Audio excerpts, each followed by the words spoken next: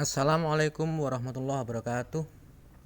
Puji syukur anak-anak kita panjatkan kehadirat Allah Subhanahu wa taala, Tuhan yang Maha Kuasa. Kita masih diberi kesehatan sampai saat ini.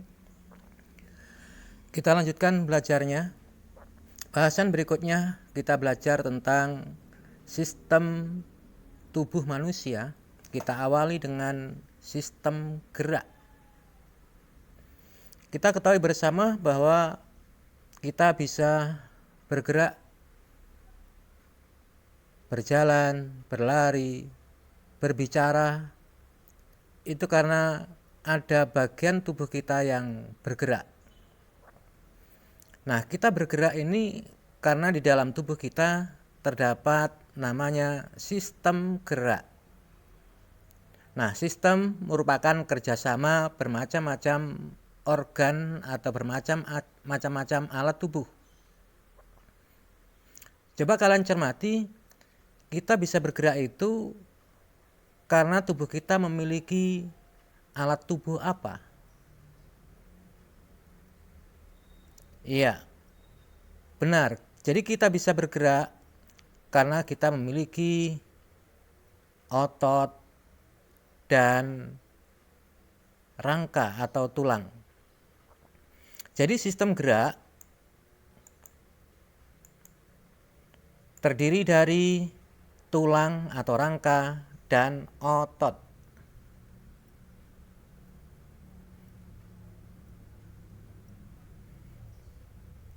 Jadi mempelajari sistem gerak, mempelajari tentang dua hal ini.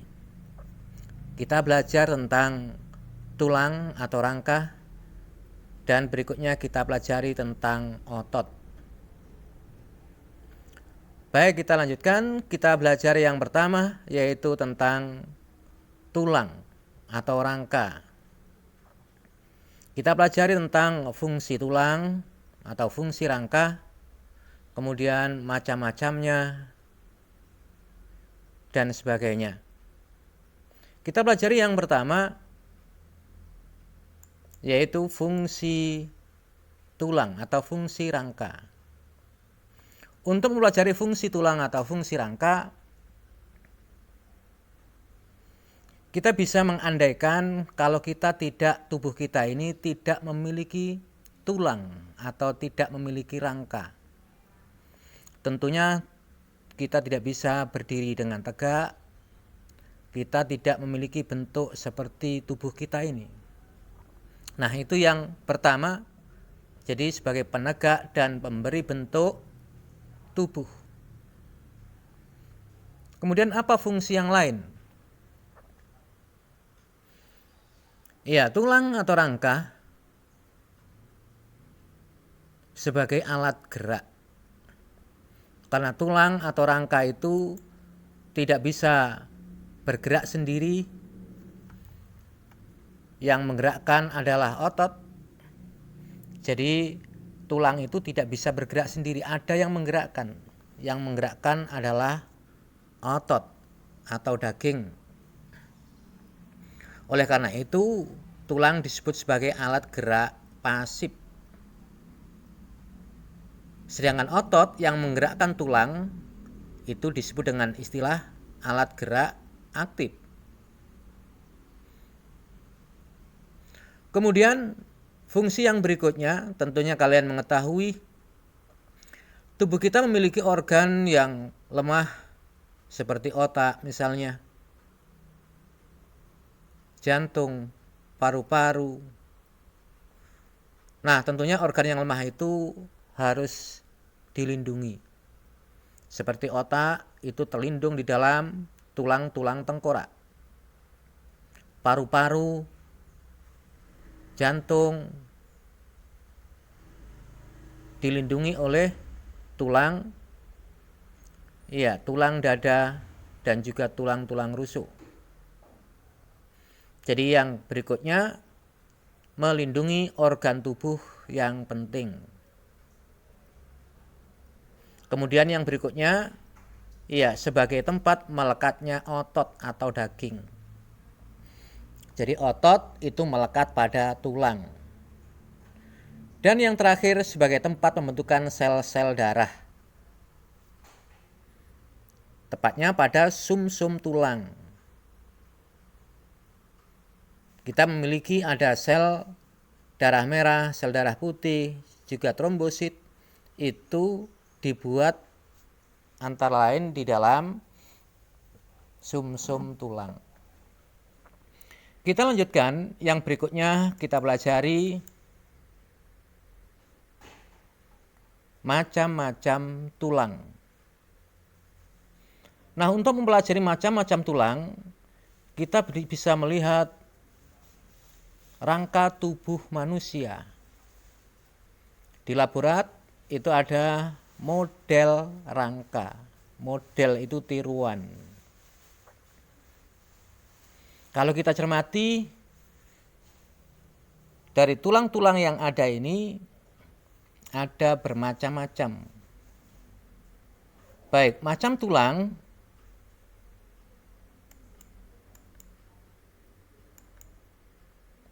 ya, silakan dicermati pada gambar berikut ini.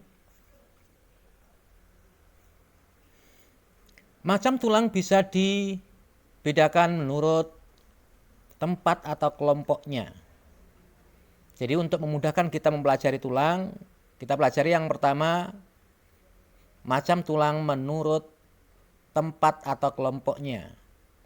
Ada kelompok tulang pembentuk tengkorak. Ada kelompok tulang pembentuk badan. Dan yang ketiga, kelompok tulang pembentuk anggota gerak. Kita lanjutkan.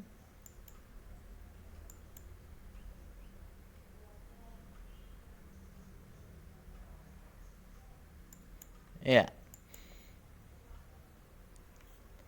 Kita pelajari sekarang, tulang-tulang pembentuk tengkorak itu terdiri dari tulang apa saja. Kemudian jumlahnya berapa. Supaya kita mengetahui nanti ada berapa sih tulang yang menyusun rangka tubuh manusia, kita pelajari satu persatu tulang tengkorak. Nah, tulang tengkorak kita ini dikelompokkan, ada bagian kepala. Jadi tulang tengkorak itu terdiri atas banyak tulang. Antara tulang yang satu dengan yang lain itu ada sambungannya yang disebut dengan istilah sendi. Jadi kalau dipisah-pisahkan seperti pada gambar bagian atas ini, ada tulang dahi, kemudian ubun-ubun, tulang kepala belakang, ubun-ubunnya ada dua, kiri kanan, tulang baji, pelipis, dan tapis. Bisa dilihat pada gambar di sini. Mana yang pelipis? Ya. Baji di sini sebenarnya. Yang berikutnya adalah tulang tengkorak bagian muka atau wajah. Bagian muka atau wajah di sini ada berapa macam tulang? Ternyata cukup banyak. Ada tulang rahang atas, jumlahnya 2. Tulang rahang bawah juga 2. Dan seterusnya. Kita lanjutkan yang berikutnya. Tulang pembentuk badan. Kita pelajari berikutnya yang kedua, yaitu tulang pembentuk badan. Ya, tampak pada gambar ini adalah ruas-ruas tulang belakang. Ruas-ruas tulang belakang ini bagian dari tulang pembentuk badan. Terdiri dari ada 7 ruas tulang leher. Nah, ini belakang ini keliru. Harusnya tulang leher. 12 ruas tulang punggung, 5 ruas tulang pinggang, 5 ruas tulang kelangkang, dan 4 ruas tulang ekor. Nah, ini tulang ekornya menjadi 1. Jadi ini kalau ditotal jumlahnya ada 33 ruas tulang belakang kita. Kita lanjutkan yang berikutnya. Masih tulang pembentuk badan. Ya, dinding rongga dada. Bagian belakang dinding rongga dada kita adalah ruas-ruas tulang belakang. Kemudian bagian depan ada tulang dada. Ini tulang dada. Terdiri dari ada tulang hulu. Hulu itu ujung atas. Kemudian tulang badan dan taju pedang yang kecil di bawah. Yang kedua adalah tulang rusuk atau tulang iga. Tulang rusuk kita dibedakan ada rusuk sejati, rusuk palsu, dan rusuk melayang. Apa perbedaannya di sini? Kita ketahui bersama bahwa ruas tulang belakang itu, saya ulang, bahwa tulang rusuk itu bagian belakang seluruhnya melekat pada tulang punggung. Melekat pada ruas-ruas tulang belakang bagian punggung yang jumlahnya 12. Nah, bagian depannya berbeda-beda. Rusuk sejati yaitu tulang rusuk yang bagian depannya melekat pada tulang dada. Ada 7 pasang, berarti 14, kiri kanan. Kemudian di bawahnya ada rusuk palsu. Bagian belakang melekat pada tulang punggung, bagian depannya melekat pada tulang rusuk sejati di atasnya. Ini adalah rusuk palsu. Bagian depannya melekat pada tulang rusuk sejati. Yang ada di atasnya berarti rusuk sejati yang paling bawah. Yang terakhir, tulang rusuk melayang. Bagian belakang melekat pada tulang punggung, ruas tulang belakang bagian punggung, bagian depannya tidak melekat, melayang. Baik, kita lanjutkan yang berikutnya. Masih tulang pembentuk badan. Yang berikutnya adalah gelang bahu. Ya, bahu kita ini ada 2 tulang. Yang pertama adalah tulang belikat. Jumlahnya 2 kiri kanan. Nah, ini yang seperti lebar seperti entong. Ini adalah tulang belikat. Jadi di pundak kita bagian belakang agak ke bawah, orang Jawa menyebut entong-entong, itu adalah tulang belikat. Kemudian di bagian depannya yang kecil bengkok itu adalah tulang selangka. Jumlahnya juga 2. Dan yang berikutnya adalah gelang panggul. Panggul atau pinggul. Nah, pinggul kita ini dibangun oleh 3 tulang. Ada tulang duduk, sandaran kita untuk duduk. Kemudian ada tulang usus yang lebar. Karena ini fungsinya juga menyangga ya, menyangga usus kita. Dan di tengah tulang kemaluan. Baik, kita lanjutkan sekarang. Yang ketiga, tulang pembentuk anggota gerak. Jadi kedua lengan dan kedua kaki itu adalah anggota gerak.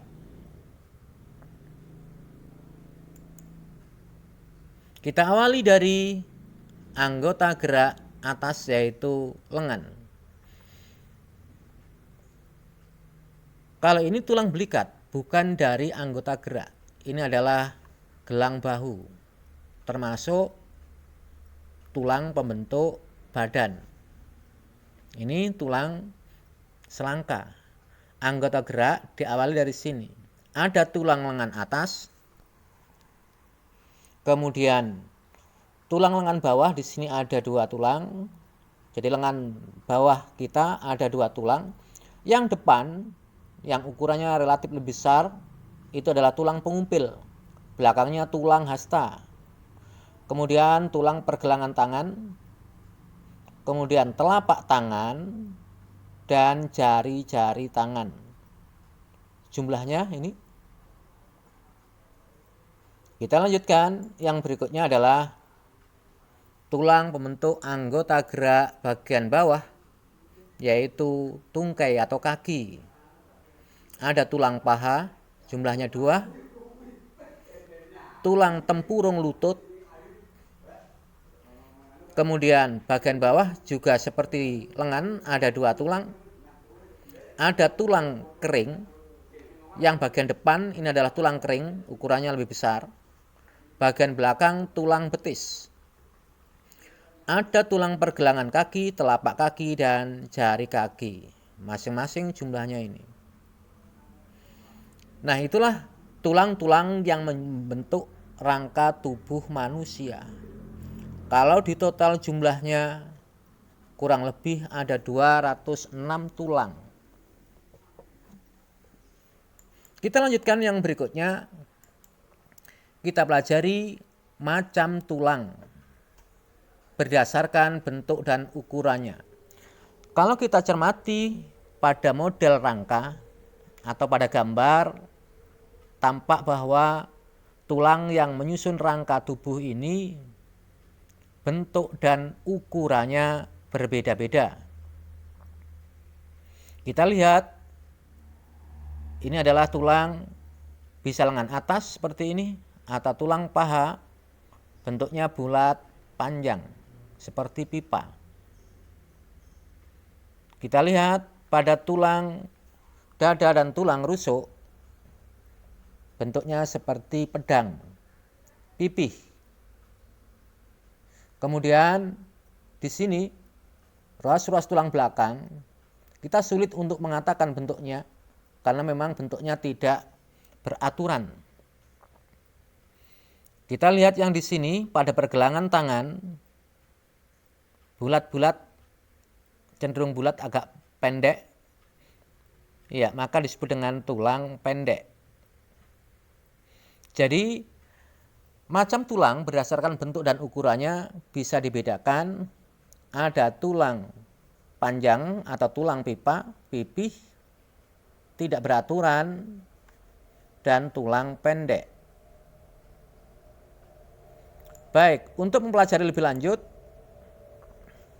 kalian bisa mengisi tabel ini dengan membubuhkan tanda cawang.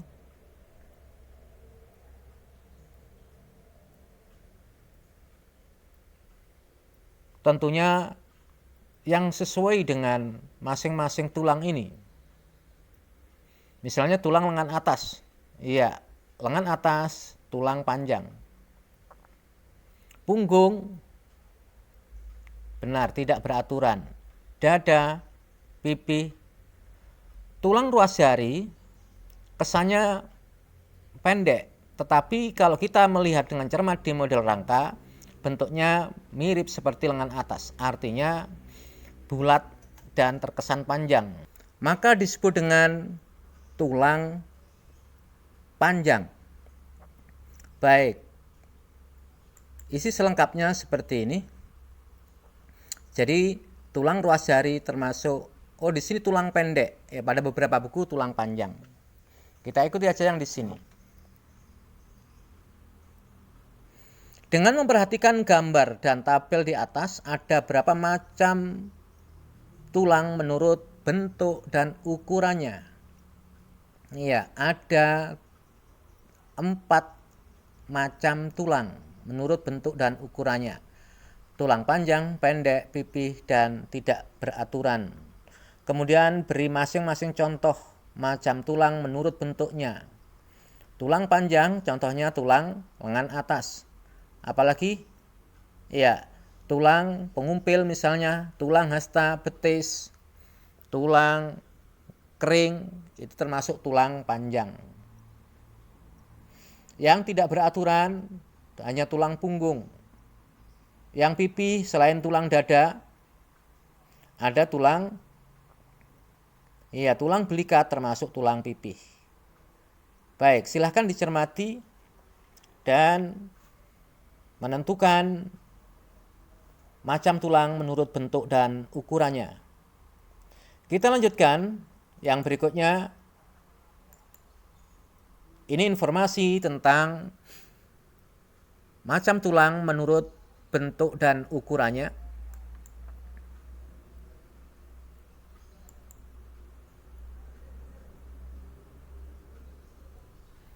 Tulang pipa itu berisi sumsum kuning.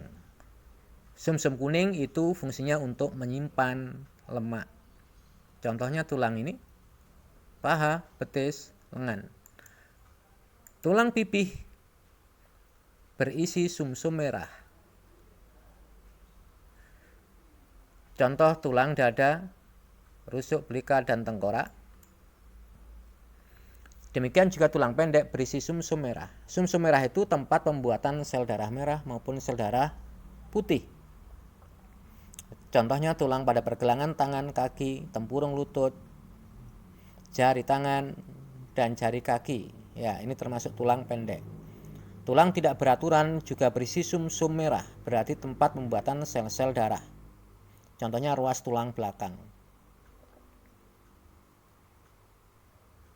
Kita lanjutkan yang berikutnya, masih tentang macam tulang. Macam tulang berdasarkan jenisnya. Kalau kita cermati lagi, selain berbeda bentuk dan ukurannya, tulang kita juga memiliki perbedaan yang lain. Coba silahkan kalian pegang daun telinga kita atau cuping hidung. Kemudian kamu pegang dan agak ditekan dan digoyang-goyangkan. Sekarang beralih ke tulang yang lain, misalnya tulang lengan bawah. Silakan dipegang, ditekan, kemudian coba digoyang-goyangkan. Nah, tentunya berbeda.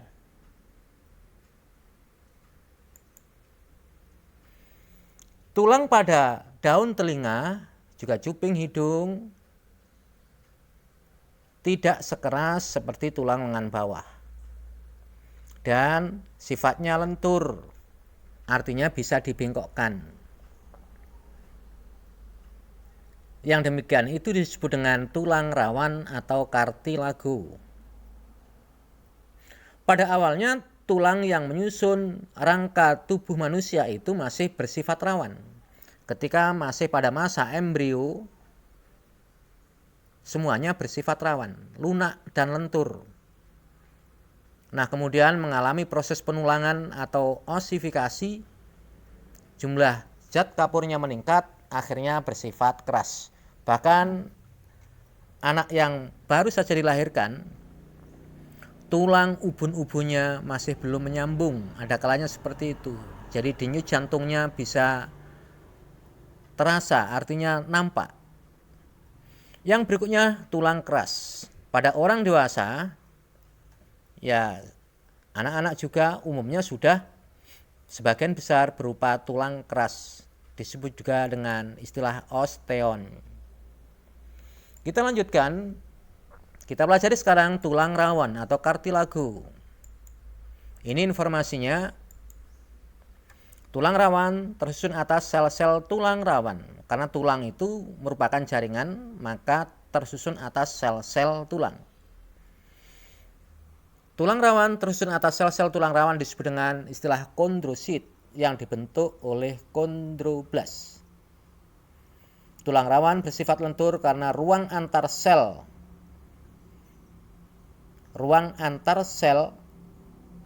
karena tulang merupakan jaringan yang terdiri atas sel-sel tulang. Nah, di antara sel satu dengan yang lain itu disebut dengan ruang antar sel, itu banyak mengandung zat perekat. atau kolagen. Ini termasuk protein dan sedikit mengandung zat kapur. Nah, tulang rawan atau kartilago bisa dibedakan lagi di sini. Ada rawan hialin, rawan elastis, dan fibrosa. Nah, perbedaan ini dibedakan berdasarkan metriknya, warna maupun sifatnya. Baik, penjelasan berikutnya, apa itu rawan hialin? Metriknya transparan. Serabut kolagennya bersifat lentur, contohnya pada hidung, kemudian juga trakea sampai bronkus. Nah, ini saluran pernafasan, itu dibentuk oleh gelang-gelang tulang rawan.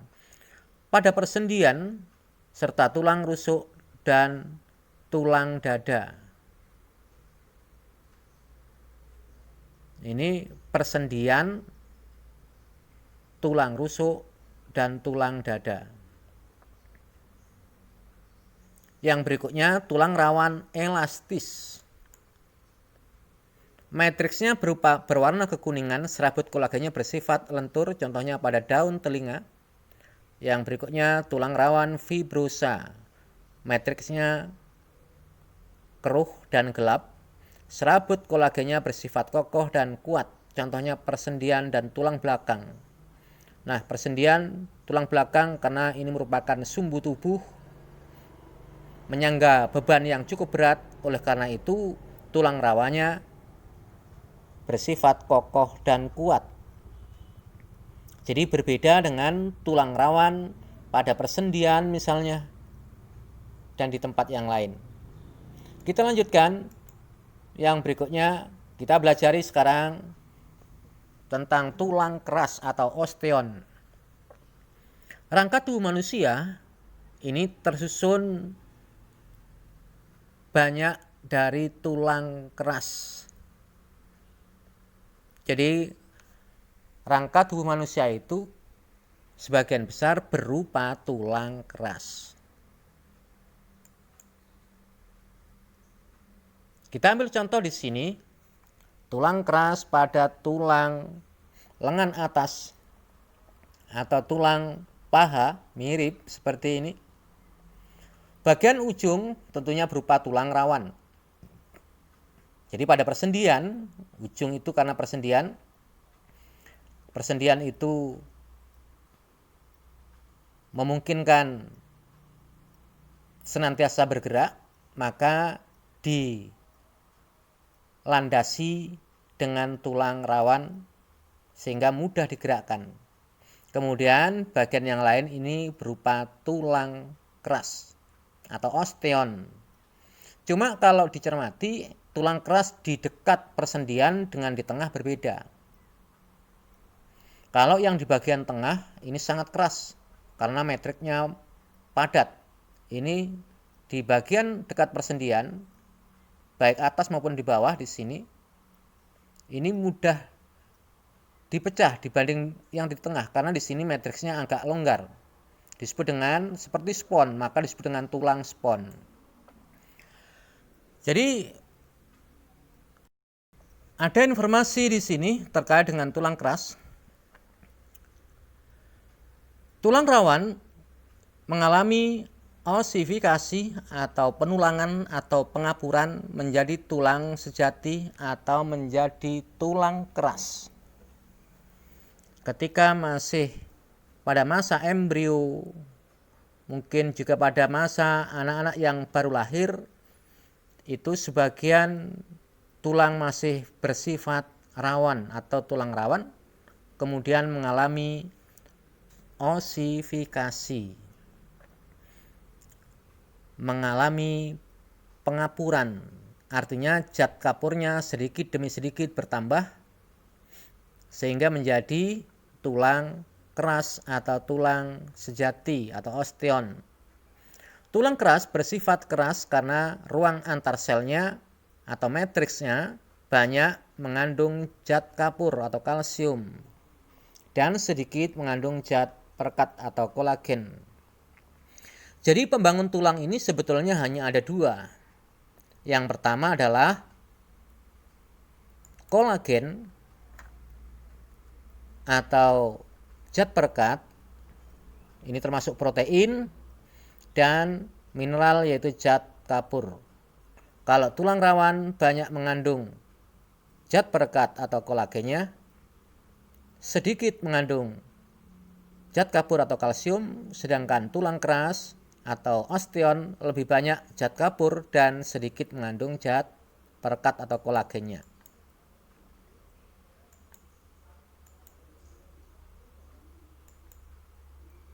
Kita pelajari berikutnya. Berdasarkan matriksnya, tulang keras dibedakan. Tadi sudah saya sampaikan, ada tulang spons, bagian tengah tulang kompas.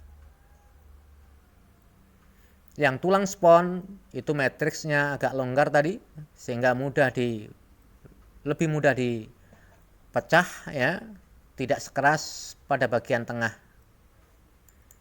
Nah, ini informasinya.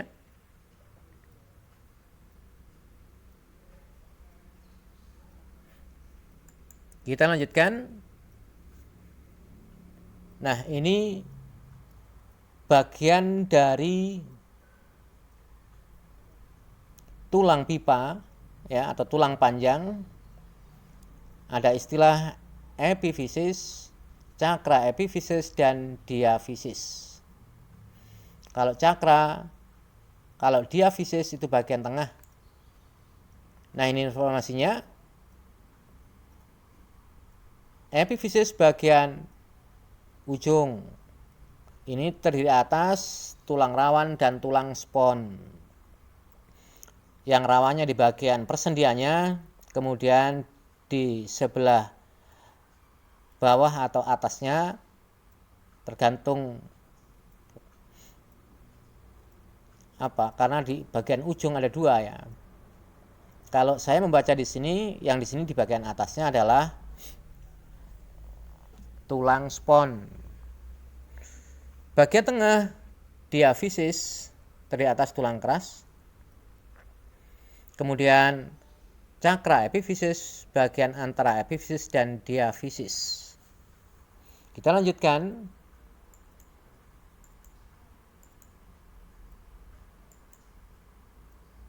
Ya, kita pelajari ini yang agak rumit kita pahami. Kita pelajari tentang anatomi atau struktur tulang.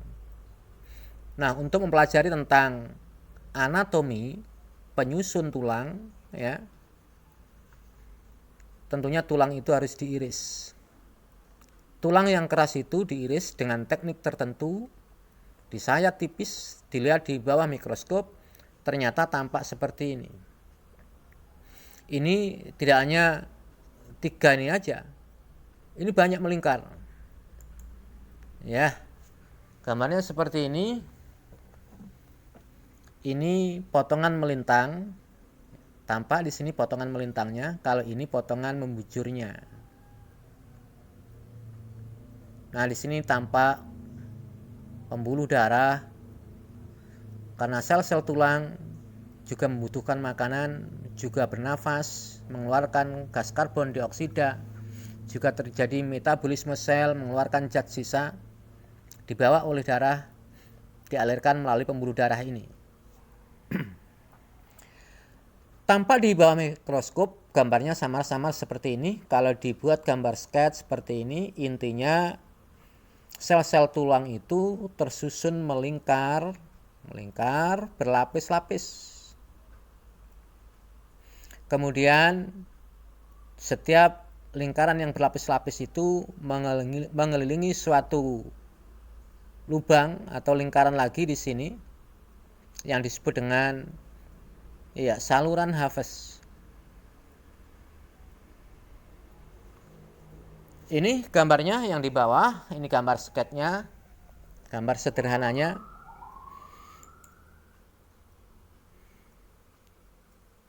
Di dalam tulang ada rongga tulang berisi sumsum tulang.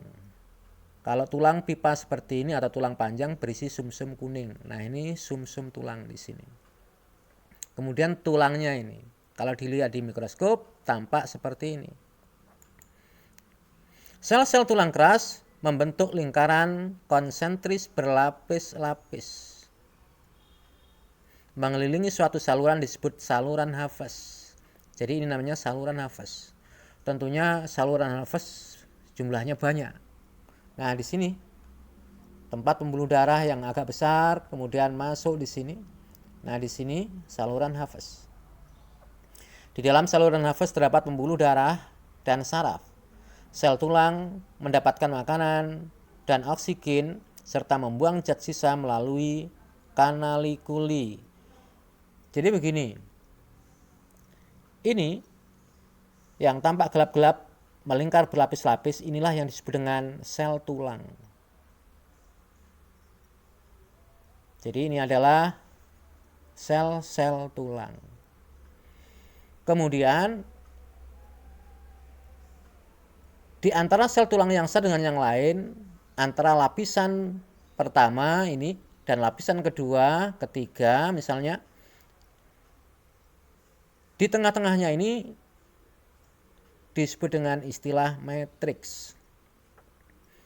Nah, kemudian sel tulang itu ada saluran kecil-kecil, semacam pembuluh darah kecil-kecil, pembuluh darah rambut untuk mengantarkan makanan, oksigen, juga mengeluarkan zat sisa yang disebut dengan yang seperti rambut-rambut ini adalah kanalikuli. Di antara sel-sel tulang terisi matriks tulang. Nah, disinilah perbedaannya.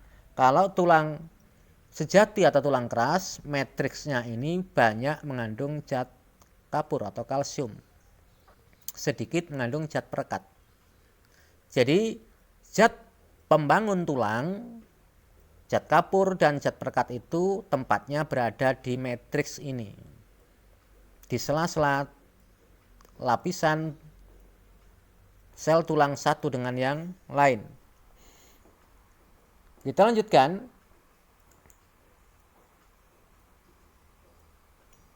Iya, kita lanjutkan sekarang tentang persendian atau artikulasi. Nah, pengertian artikulasi berbeda dengan bahasa Indonesia. Pada pembelajaran biologi, artikulasi adalah persendian, sambungan tulang atau hubungan tulang yang satu dengan yang lain. Seperti kamu ketahui bahwa tulang yang menyusun rangka tubuh manusia jumlahnya banyak. Antara tulang satu dengan yang lain terdapat sambungan atau hubungan tulang, namanya persendian. Misalnya antara tulang lengan atas dengan tulang lengan bawah, persendiannya di siku. Nah, siku itu merupakan persendian atau artikulasi. Kita lanjutkan.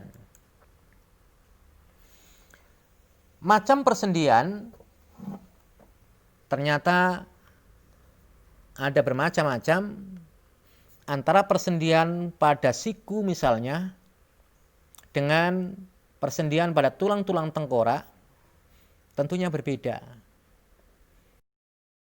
Pada siku, yaitu persendian antara lengan atas dengan lengan bawah, mudah digerakkan. Sedangkan pada tulang-tulang tengkorak, tulang-tulangnya tidak bisa digerakkan.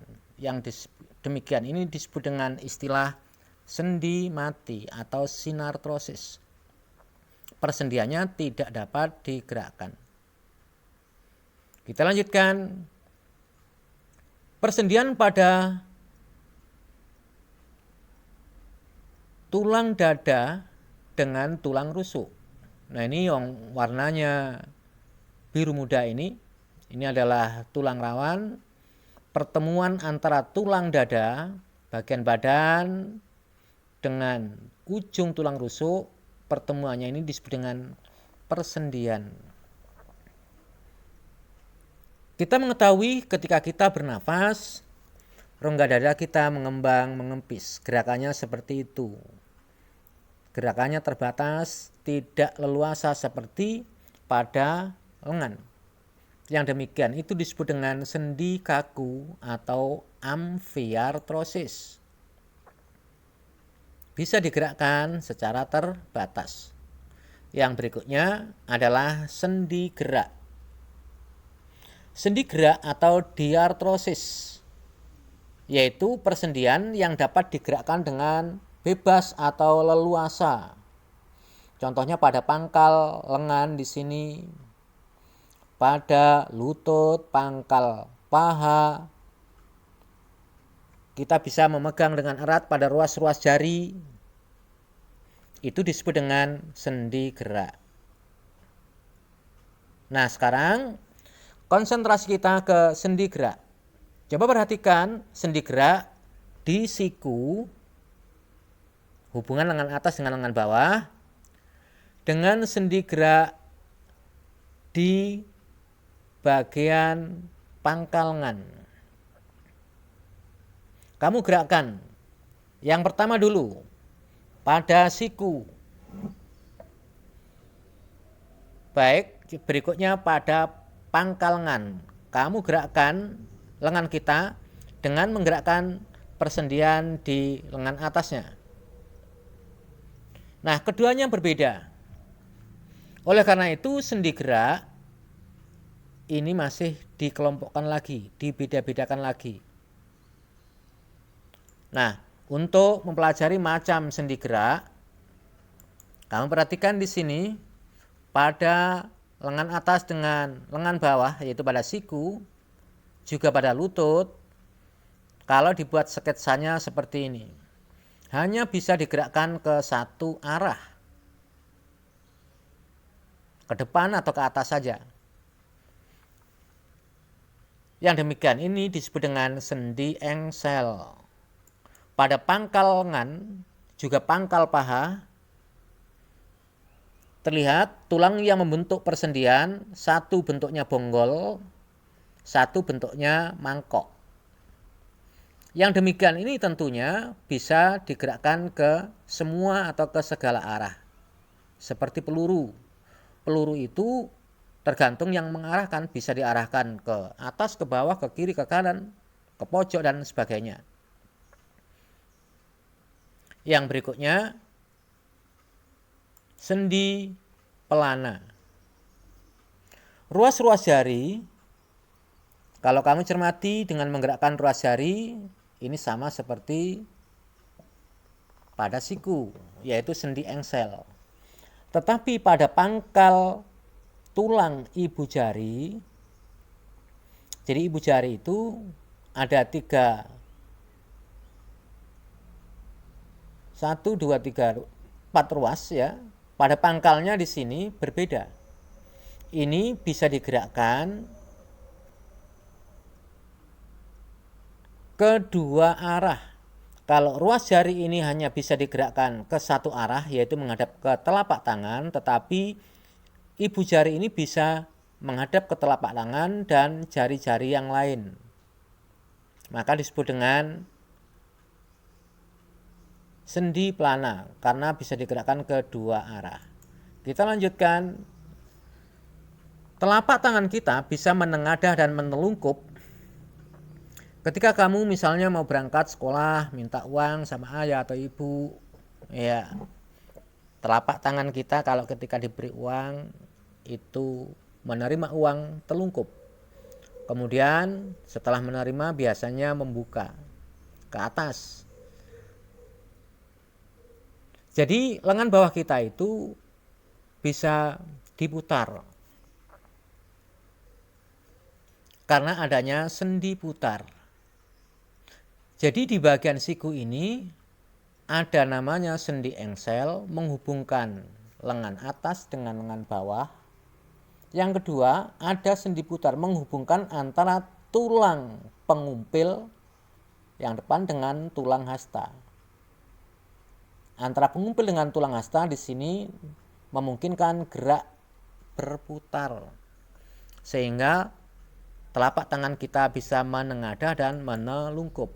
Dan yang terakhir, sendi geser atau luncur. Contohnya persendian pada telapak tangan. Nah, ini macam-macam sendi gerak. Baik, sampai di sini dulu pembelajaran kita.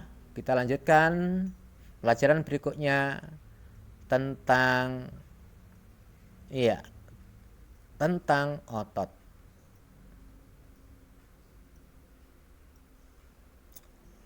Sampai bertemu ke pembelajaran berikutnya masih tentang sistem gerak. Kita akhiri. Assalamualaikum warahmatullahi wabarakatuh.